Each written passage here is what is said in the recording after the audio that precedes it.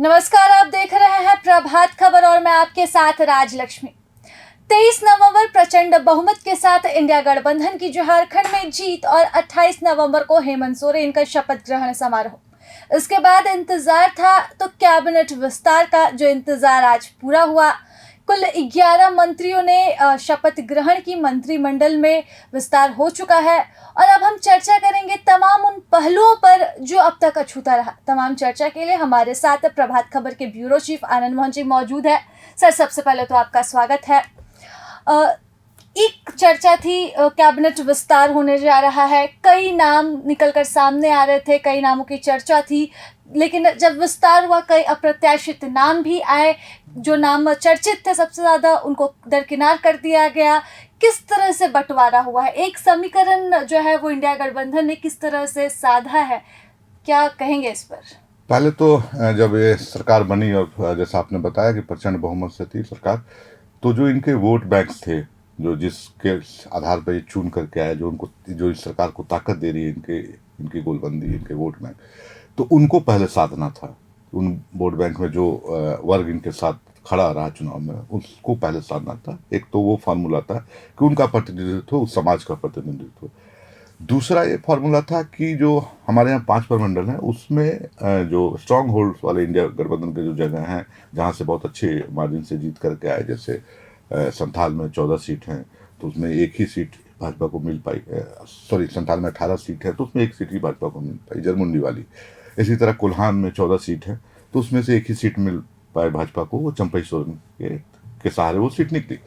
तो ये जो लगभग 32 सीटें हो जाती है कुरान का, तो एक बड़ा चैंक ऑफ वोट सीट था जो इंडिया गठबंधन के पाले में गया था। तो वहाँ एक हमको स्ट्रांग होल्ड्स का कैबिनेट देना था, एक ऐसा कैबिनेट बनाना था जो वहाँ का हो प्रतिनिधित्व कर पाए। फिर कांग्रेस को देखना था कि हम दक्षिणी छोटा नागपुर में जीते और दूसरों जगहों पर जहाँ जीती है कांग्रेस, उसमें उनका एक प्रतिनिधित्व हो, चेहरे नए आए, सामाजिक समीकरण हो, जातीय समीकरण हो, तो हर चीज पे ध्यान दिया गया। एक फार्मूला था। इस बार राजलक्ष्मी जी जो नया हुआ, ये हुआ कि पहले पार्टियां अपने हिसाब से कैबिनेट का समीकरण बनाती थी। जैसे आप पिछला कैबिनेट देख लें, तो कांग्रेस एक अल्पसंख्यक, एक एसटी, एक ओबीसी और एक महिला, एक पैटर्न चलता था। हर पार्टियां अपने अपने हिसाब से लगती। लेकिन इस बार तो कांग्रेस ने 2 महिलाओं को। तो वही मैं आ रहा हूँ। इस बार क्या हुआ कि इंडिया ब्लॉक ने एक अपना साझा फार्मूला तैयार किया, जिसमें हेमंत सोरेन की बात राहुल गांधी से हुई, तेजस्वी से हुई। अब उसमें क्या हुआ कि अब अचानक आपको ये अप्रत्याशित लगेगा कि 4 सीटों के बर्थ वाली कांग्रेस, जिसके पास 4 बर्थ ही हैं कैबिनेट के अंदर, उन्होंने 2 महिलाएं दी। अब उसका आप अपोजिट देखिए कि जेएमएम ने एक महिला भी नहीं दिया। तो इसका मामा जी हमेशा रहती थी, लेकिन इस बार वो संसद में बन गई। इनके पास भी मरांडी भी थी इस बार।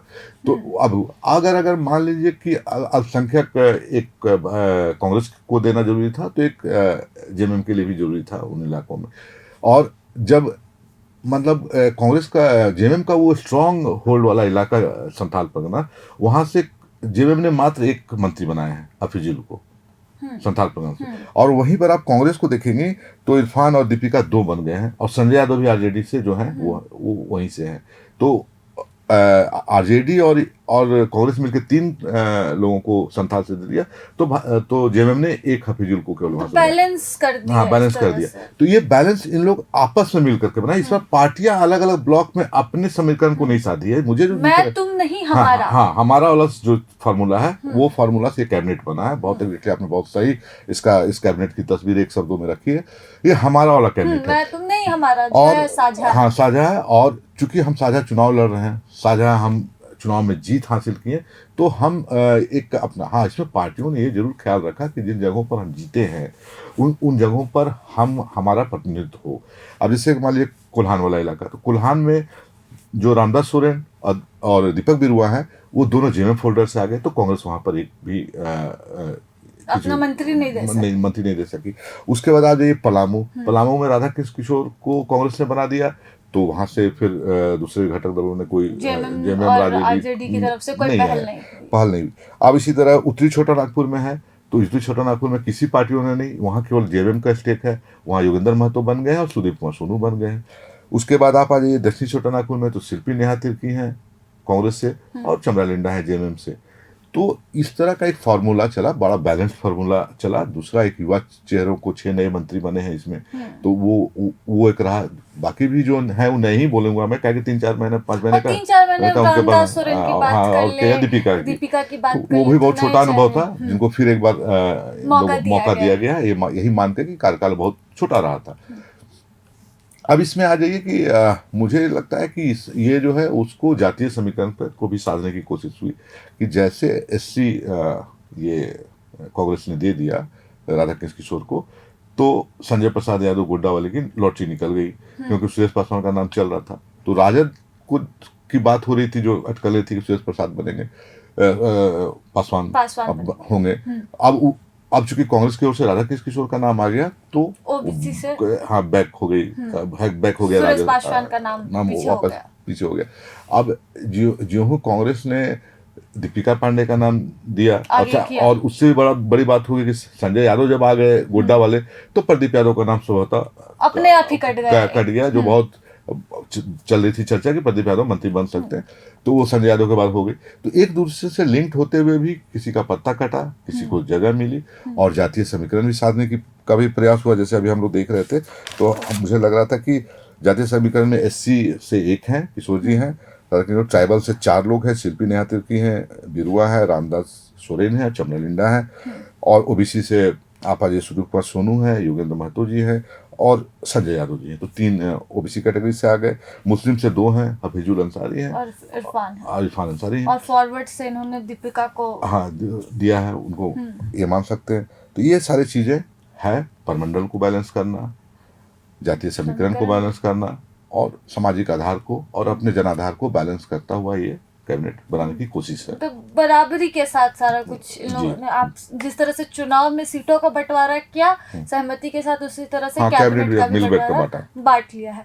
चलिए, अगर हम बात करें कुछ, जैसे मैंने शुरुआत ही में कहा कि कुछ नामों की खूब चर्चा थी, और वो आपने भी बताया कि जातीय समीकरण के कारण कुछ के नाम कटे। लुइस मरांडी का नाम खूब चर्चित था कि उनको बनना तय माना जा रहा था। प्रदीप यादव के नाम की खूब चर्चा थी। तो ये कुछ नाम जो है, जो चर्चित नाम है, कैसे फिर ये साइड हो गए और इन नामों का चुनाव किया गया?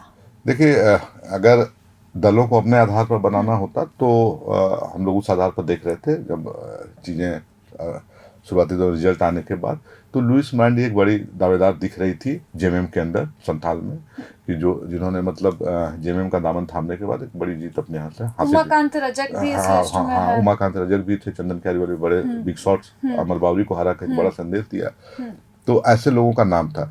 लेकिन ज्यों ही चीजें गठबंधन के अंदर साझा रूप में बंटना शुरू हुई, और जब पार्टियों की अपनी एक रिजमेंट होगी, जैसे संजय यादव के लिए राजद का होगा कि नहीं हमारे यही होंगे, ठीक है, तो अब स्वाभाविक है कि तब कांग्रेस को बैक होना पड़ा प्रदीप यादव के नाम पर। अब इसी तरह जब एससी राधा कृष्ण किशोर दे दिया कांग्रेस ने, तो जेएमएम ने उमाकांत रजक, जिसका नाम आप ले रही हैं, वो उनको बैक करना पड़ा। लुइस मरांडी का मुझे लगता है इसलिए बैक हुआ कि जब कांग्रेस की ओर से 2 महिला मंत्री हैं ऑलरेडी, तो 3 महिला मंत्री को लेना उन्होंने सही नहीं समझा। हाँ, मतलब वो थोड़ा कोटा ज़्यादा होता, महिलाओं का ज़्यादा बड़ी संख्या हो जाती 11 में, तो वहाँ बैलेंस करने के लुइस का नाम कट गया। तो ये सारा कुछ फार्मूला चला, मतलब मुझे जो अच्छा, इस फॉर्मूले में चमरा लिंडा, जिनके नाम की चर्चा दूर दूर तक नहीं थी, पार्टी के विचारधारा के खिलाफ हमेशा जाते रहे, ना कोई खास दिलचस्पी इन्होंने कभी भी दिखाई किसी भी कार्यक्रम में, चाहे विधानसभा सत्र की बात कर ले, बैठकों का दौर कह ले, अभी लोकसभा चुनाव हुए, निर्दलीय ही चुनाव लड़ गए, फिर भी पार्टी ने टिकट दिया विधानसभा चुनाव में, और पार्टी के विश्वास पर खरे भी उतरे, चुनाव जीता भी, और अब जो है पार्टी ने सीधा मंत्रिमंडल थमा दिया है। हालांकि मैं वहां पर थी, राजभवन से निकलते हुए सारे नए मंत्री जो है वो बात कर रहे थे, ज़्यादा कुछ नहीं कह रहे थे, लेकिन चमरा लिंडा कुछ बोलने से भी इनकार कर जाते हैं और वो सीधा निकल जाता है। तो चमरा लिंडा का क्या समीकरण यहाँ पर बैठ रहा है, और किस आधार पर पार्टी ने उन्हें मंत्रिमंडल में जगह दी है? देखिए, चमरा लिंडा का बनना वाकई में थोड़ा प्रत्याशित लग रहा है, और लग इसलिए रहा है कि चूंकि वो जेएमएम के मेन स्ट्रीम में अमूमन दिखते नहीं हैं, जैसे आपने बताया, थोड़ा कटे कटे रहते हैं। लेकिन चमरा लिंडा बिशनपुर के लिए एक बड़ा नाम थे, उस कंस्टिट्यूंसी के लिए, और उन इलाकों में लगातार जो भाजपा है वो सक्रिय रही है एनडीए अपने चीनों से, और उनका जो कुछ कहिए कि जो एनजीओज हैं वहाँ पर जो काम करते हैं बिशनपुर के इलाके में, वो भाजपा पॉकेट के माने जाते हैं। तो उस लिहाज से एक बड़ा चैलेंजिंग वो सीट रहता है हमेशा भाजपा के लिए। और इस बार भी जब चमरा लिंडा, तो चमरा लिंडा मुझे लग रहा है कि जो जेएमएम फोल्डर हो या इंडिया गठबंधन का जो फोल्डर है, उसके बहुत उनके लिए फिर दूसरा कोई विकल्प चमरा लिंडा के अलावा है नहीं। एक तो ये चीज वहां पर उस जगह में भी, हाँ, और उस पूरे इलाके में, बिशनपुर गुमला पूरे इलाके में। और पार्टी जेएमएम जो है साउथ छोटा नागपुर में जो अपनी पैठ बनाना चाहती है जिन इलाकों में, उन इलाकों में उनको चुनौतियां भाजपा से ही है ज़्यादातर, क्योंकि अब तो कांग्रेस उनके साथ है। तो कुछ सीटों पर दक्षिण छोटा नागपुर, जैसे मांडर मान लीजिए, सिमडेगा मान लीजिए, कुड़ी मान लीजिए, ये सब सीटें, हाँ वो सीटें इनकी निकल रही है अपने गठबंधन के सहारे या फिर जेएमएम के सहारे निकल जाती है। इन इलाकों में राजद है नहीं। तो अब चमरा लिंडा को अगर पावरफुल कर रहे हैं तो इसका मतलब है कि उन इलाकों में एक पैठ बढ़ाने की कोशिश है जेएमएम की अपनी। और थोड़ा सा ये लगता है ना कि आप जब गठबंधन में रहते हैं तो गठबंधन में ना अपने साथी के लिए भी, गठबंधन के साथी के लिए भी बहुत ओपन फील्ड नहीं छोड़ते हैं कभी नहीं। हाँ कभी ये तो जहाँ पर उनकी पैठ है उस चीज पर वो है कि अगर ये दक्षिण छोटा नागपुर में अगर कैबिनेट में ये अपनी तरफ से किसी को ना रखें तो मुझे लग रहा है कि जेएमएम भी सोची थी कि कांग्रेस को भी एक ओपन फील्ड मिलता है, और बीजेपी के लिए भी हम बहुत बड़ी चुनौती रहेगी जो हम खड़ा करना चाहते हैं आने वाले समय में। तो अब मंत्री बन जाने के बाद चमरा लिंडा का जो आप माने सक्रिय नहीं होने की बातें कह रही हैं, वो मुझे लगता है कि चमरा लिंडा एक्टिव होगा। दूसरा, एक चमरा लिंडा का पीछे का जो बैकग्राउंड मैं देखता हूँ, चमरा लिंडा जैसा जयराम महतो उभरे हुए नेता हैं, उभरे हैं एक दौर के, चमरा लिंडा भी आदिवासी लीडरशिप के अंदर एक बहुत तेजी से उफान लिया हुआ नेता थे। जिन 1932 खतियान का मामला हो, इनका जो अपना छात्र संघ चलता था, उस मामले में बड़ा आदिवासियों के छात्रों के बीच इनकी पैठ थी झारखंड से लेकर, और तेवर वाले नेता थे। वो तेवर तो अब तक हाँ, अब वो क्या है कि अब वो इशूज है। तो इनकी जो अब चमरा लिंडा के जिस ग्रास रूट में पैठ है तो है, इसको मानना पड़ेगा। आप पार्टी के अंदर उनकी सक्रियता भले कम दिखता हो, लेकिन उनके अपने क्षेत्र में पकड़ बेहतर है। और चमरा के सहारे उन इलाकों में जेएमएम अपने पैठ को मजबूत करना चाह रहा है, और इसीलिए एक स्टेक उन्होंने चमरा लिंडा को लगता है कैबिनेट में दिया है। चलिए, ये तो चमरा लिंडा पर हमने बात कर ली, और कुछ अप्रत्याशित चेहरे जो आए और जो नए चेहरे यहाँ पर देखने को मिले मंत्रिमंडल, उसमें एक सुदीव्य सोनू का नाम भी जो है वो दूर दूर तक नहीं था, लेकिन योगेंद्र महतो जी का जो नए चेहरे उसमें एक बात है। तो सुदीव्य सोनू जो पिछली सरकार थी उसमें जिसको कहा गया कि हेमंत सोरेन जी की जो कोर टीम थी, जो माने बड़ा माने नजदीकी जो टीम थी, और जो रणनीति में थे, जो उस सरकार को पॉजिटिव ड्राइव्स करने के समय में थे, और जो विषम परिस्थितियों में भी एक वे आउट निकालने वाले नेताओं में से एक रास्ता निकाला। क्योंकि पिछली सरकार में तो जेएमएम बहुत विकट परिस्थितियों में घिरती रही, उससे निकलती रही, जूझती रही। तो उन समय में जो एक कहे कि क्राइसिस मैनेजमेंट वाला जो मामला था, उसमें सुदीप सोनू ने बेजोड़ भूमिका निभाई थी। मुझे लगता है कि ये इतवार, ये विश्वास हेमंत सोरेन का मतलब बहुत पुख्ता हो गया था सुदीप सोनू पर, पिछले उनकी भूमिका से लेकर के उनके डिवोशंस को पार्टी के ने देखा, तो इस बार उनको चांस मिला। योगेंद्र महतो का एक था कि जेएमएम को जो गोमिया विधायक है जिसको मंत्री बनाया है, तो महतो वोट में आप देखे होंगे कि जहाँ जयराम महतो ने अपनी एक बड़ी सेंधमारी की महतो वोट में, और तो जेएमएम रिस्क नहीं लेना चाहती। हाँ, तो अब एक जेएमएम को था कि इस वर्ग से भी एक कैबिनेट में हो जो प्रतिनिधित्व करे, और वो जो वोट बैंक जो कहीं शिफ्ट हो रहा है जयराम के पास, कहीं उसको एक रोकने की कोशिश हो। ठीक है, इसका परिणाम क्या होगा, कितना आने से फलाफल होगा, वो तो समय बताएगा, लेकिन कोशिश यही रही कि एक महतो वोट बैंक जो है उसको योगेंद्र महतो के सहारे साधा जाए। और जेएमएम में महतो थे ऐसे विधायक जिनको बनाया जा सकता था, जिनकी चर्चा थी, ऐसी जैसे मथुरा महतो की चर्चा थी, खूब चर्चा थी उनके नाम की। मैंने और बहुत पुराने दिग्गज नेता रहे हैं जेएमएम के, लेकिन मुझे लगता है कि यूथ कैबिनेट दिखे, नए चेहरे दिखे, और फ्रेश चेहरे दिखे, ये हेमंत सोरेन की कोशिश रही होगी, तभी उन्होंने योगेंद्र महतो को दिया। चलिए, अब जब विस्तार हो चुका है तो अब बात वही फिर मंत्रिमंडल बंटवारे पर होगी। और सबसे अधिक महत्वपूर्ण विभाग, वित्त विभाग की बात करें, रामेश्वर उरांव पिछली बार वित्त मंत्री रहे, इस बार कैबिनेट में नदारद दिखे। स्वास्थ्य विभाग बन्ना गुप्ता का रहा, लेकिन इस बार वो चुनाव हार गए।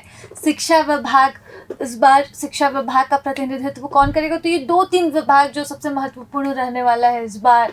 ग्रामीण विकास विभाग, तो उसका बंटवारा किस तरह से होने वाला है इस बार? क्या कांग्रेस कोटे से जो विभाग था वो कांग्रेस कोटे के खाते में ही जाएगा, और जेएमएम के खाते में जो विभाग था वो जेएमएम के खाते में जाएगा? कैसे होगा? अभी जब हम लोग इस पर चर्चा कर रहे हैं तो मुझे लगता है कि इसके थोड़ी देर के बाद ये तो सारी तस्वीर साफ हो जाएगी 2-3 घंटे में के अंदर। एक तो मुझे लगता है कि जो पुराना फार्मूला था उसका बेसिक्स जो विभाग है, मतलब 80 से 90% लगता है मुझे बहुत उलटफेर नहीं होने जा रहा है। उसमें 80% या कहें कि लगभग विभागें उसी तरह रहेंगी।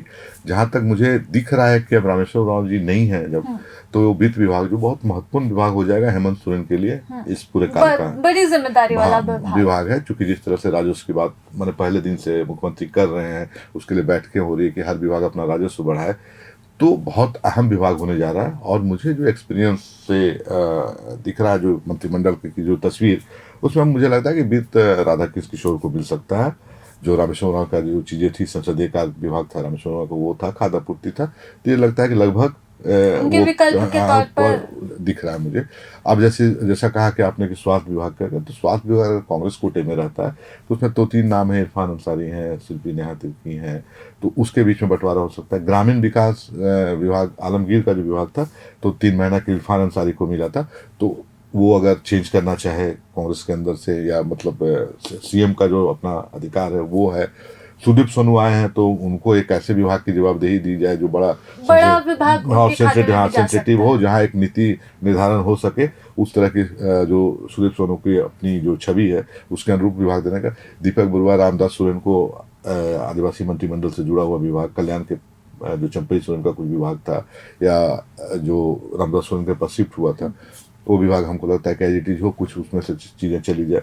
चमरा लिंडा एक नए आए हैं, तो उनके पास भी सरकार कुछ अहम विभाग दे सकती है, यूथ खेल और इन सब चीज़ों से जुड़ा हुआ।